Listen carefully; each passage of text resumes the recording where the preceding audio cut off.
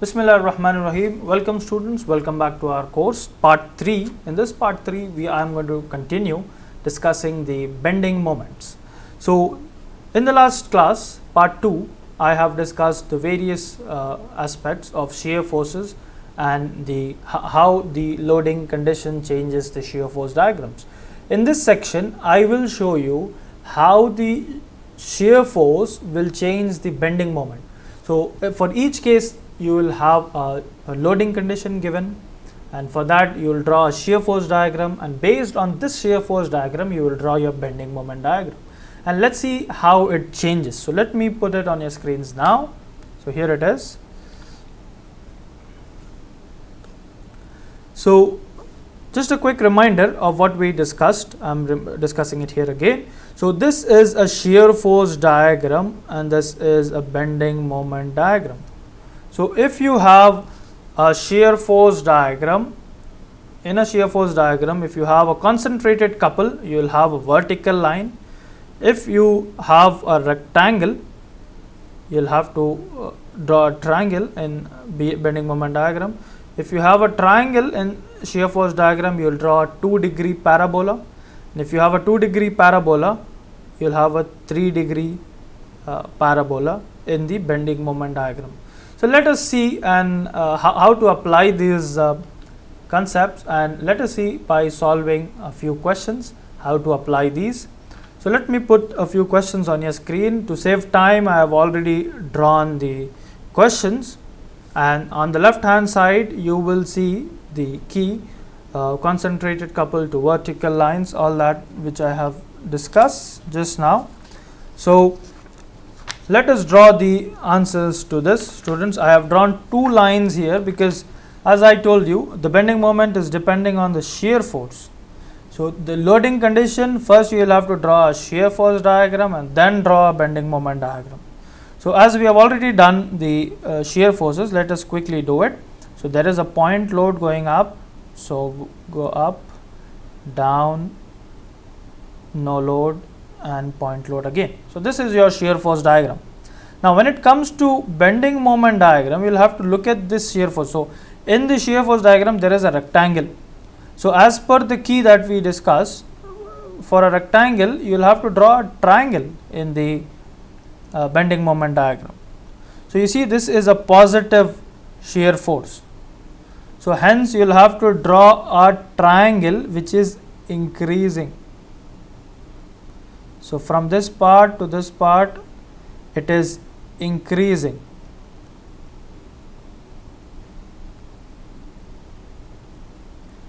And then you have a negative shear force, that means your triangle will be decreasing.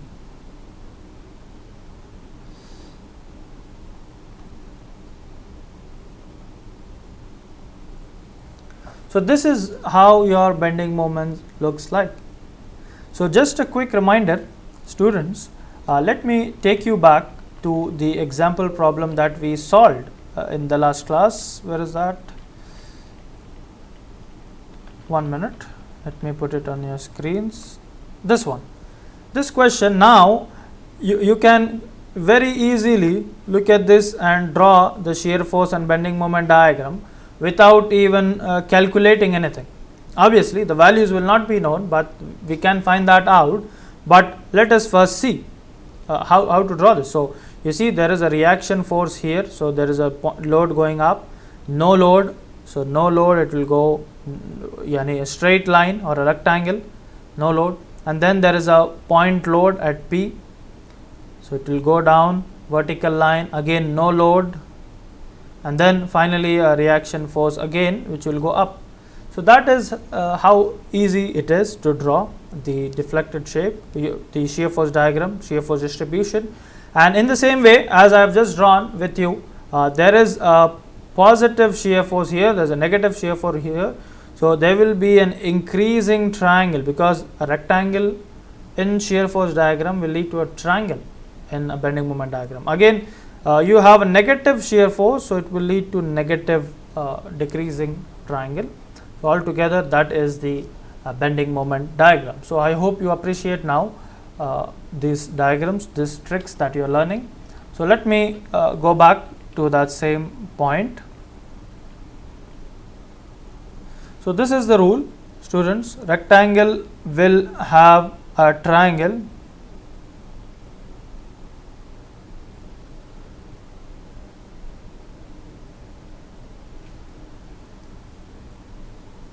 next part. Let us look at the next part. So you have a uniformly distributed load with two support reactions. So let us first draw quickly the shear force diagram. There is a point load, so it goes up. Uniformly distributed load will have a following triangle. Rectangle will have triangle and shear force that we have discussed. So it will go down in this way, and then again a point load. This is positive, this is negative. So now drawing the free body diagram. So there is a triangular portion in this shear force diagram. So triangle will have a 2-degree parabola. So since this is a positive shear force, this will have increasing shape of that parabola that you see, and then the negative shear force will have decreasing shape of the parabola. It ends here, somewhere here. All right, so let me just clear it off.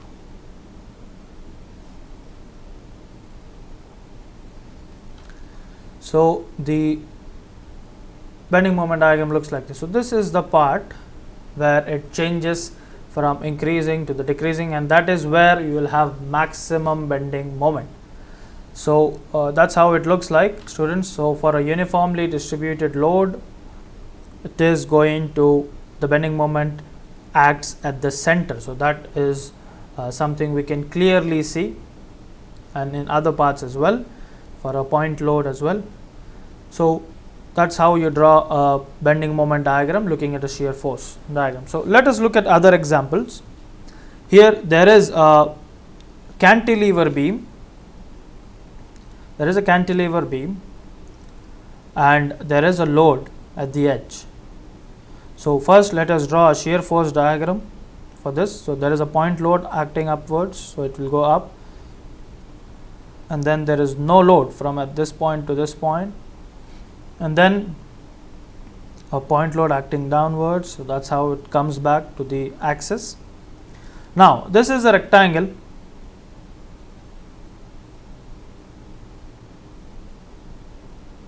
So if it has a rectangle, then we will have a triangle in bending moment diagram. So how do you draw it? But remember, students, now here is the part. From here on, you have a concentrated moment also given. So for a concentrated couple, you will have a vertical line. That is the point. So you'll have to look at the loading condition also if there are any couple moments in the bending moment diagram. So couple moments will have to be taken into account. So since there is a moment M here, so first you will have to draw a vertical line. A couple moment will give you a vertical line. So this particular couple moment acting down a vertical line in this way first. So how much is this? This is moment M, same magnitude of this couple moment, and then there is a rectangle. So rectangle will give you a triangle. So there, since there is no other support there, it will directly meet the end point here as a triangle. So couple moment, don't forget to include couple moments looking at the loading conditions. The rest, all of it should be looked at the shear force diagram only. Now let us look at another example problem to understand this. So let's say that there is this load and there are no reactions in this. If there are no reactions, there is no shear force diagram. No shear force diagram in this one.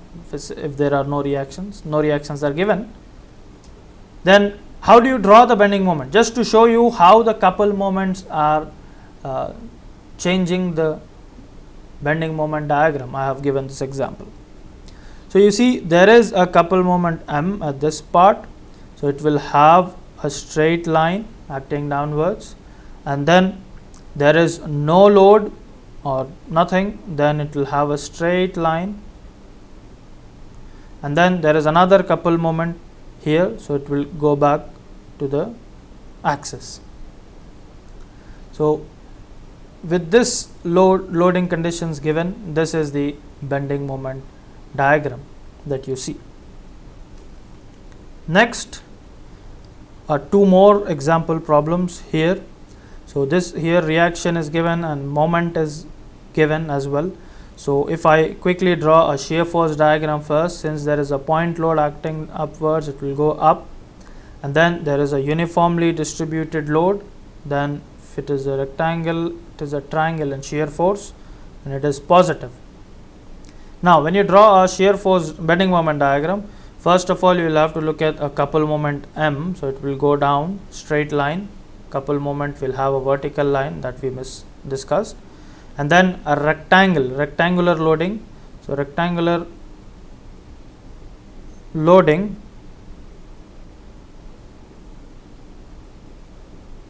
will have triangular part.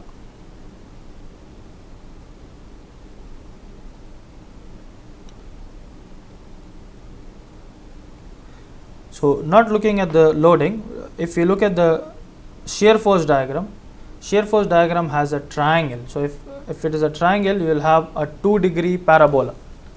So for a 2-degree parabola in shear force diagram, you will have a parabola y is equal to mx square.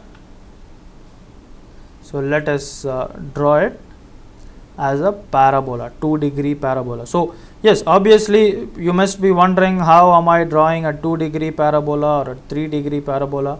Yes, I know that we cannot draw it perfectly by hand and without the data, but we know y is equal to mx square graphs, they look like this and like this. We have drawn several of these before in our mathematics courses. So obviously, just to show you, these are not perfect shapes that I am drawing. This is by my hand. But if you put these moment functions that you will discuss in the next chapter, if you put it shear force and moment functions in the softwares, it will draw the perfect shapes that you are looking for. So what I know is a rectangle. If you see a triangular shape in a bending moment shear force diagram, I will draw a 2-degree parabola. So this is how my expected shape looks like. So this will have this is a 2-degree parabola. Let's say y is equal to mx square.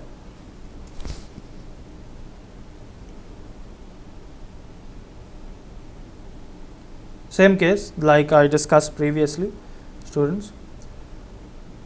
Y is equal to mx square for these cases, and if you have such a case where your support is here and your loading is in this direction, in this way, so this will have, suppose if this is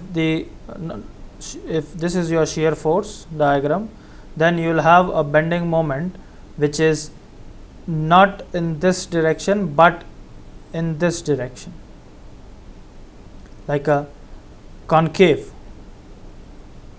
I have explained that in the previous slide for shear, previous lecture, so you can look at it.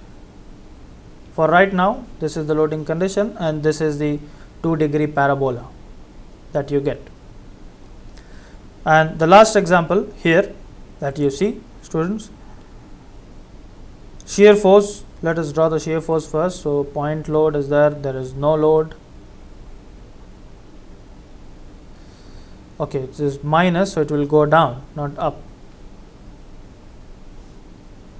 Minus m by L. So it will go down, no load, and go up again. This is negative shear force. Now let us see this one. How is the bending moment looking like? So in a shear force diagram, you see a rectangular load. So rectangular load will lead to a triangle as per our discussions previously. So what I will do is I will draw a rectangle. For a rectangle, I will draw a triangle. So this is a negative one, so the triangle is also falling triangle. negative, because negative shear force. But students, at this point there is a couple moment. There is a couple moment acting. So this couple moment will have a vertical line. So it will go up. This diagram will go up. You'll have to draw it this way. Vertical line, couple moment M. That's why it will have higher magnitude compared to these forces.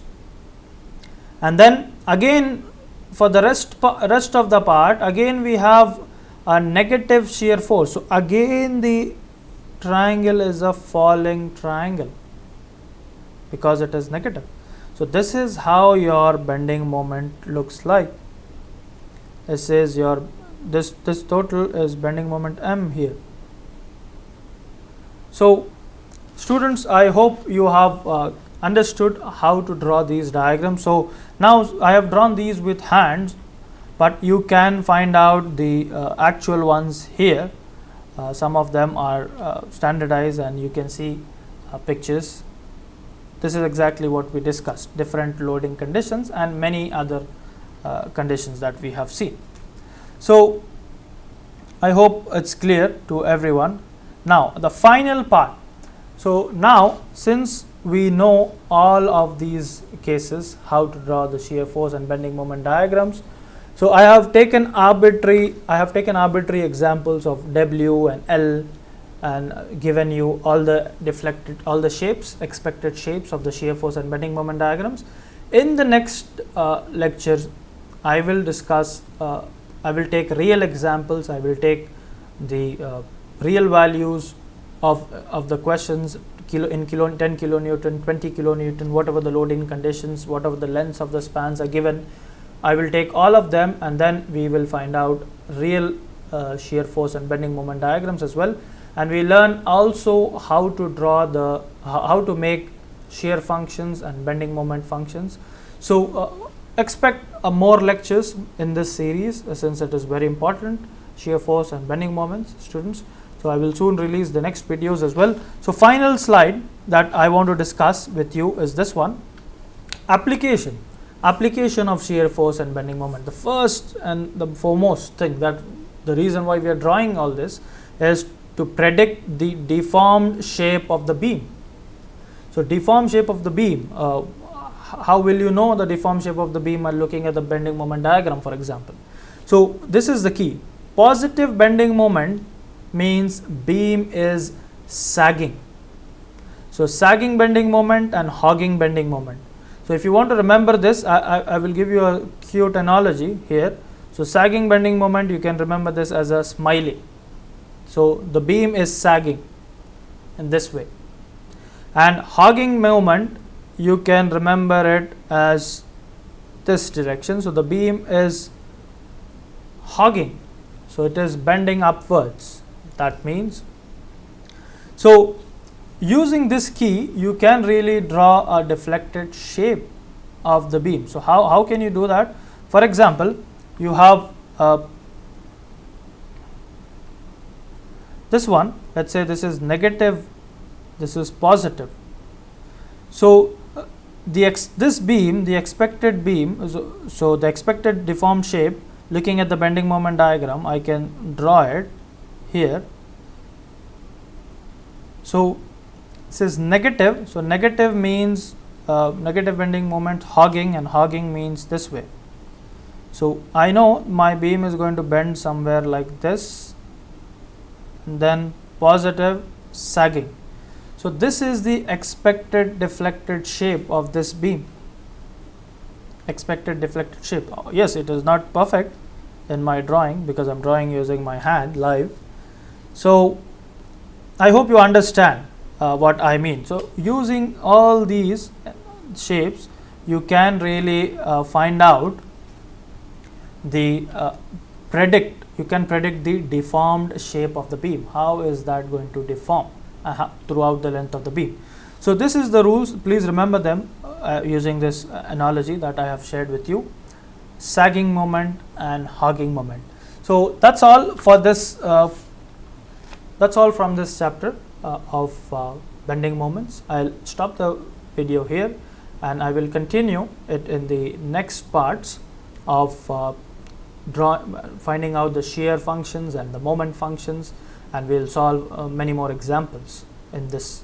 So thank you so much, students. Thank you for attending. If you have any questions, please feel free to write to me or contact me directly on Microsoft Teams or on my phone or through emails. So thank you so much. Hope to see you all again in the next class. Until then, good luck and thank you.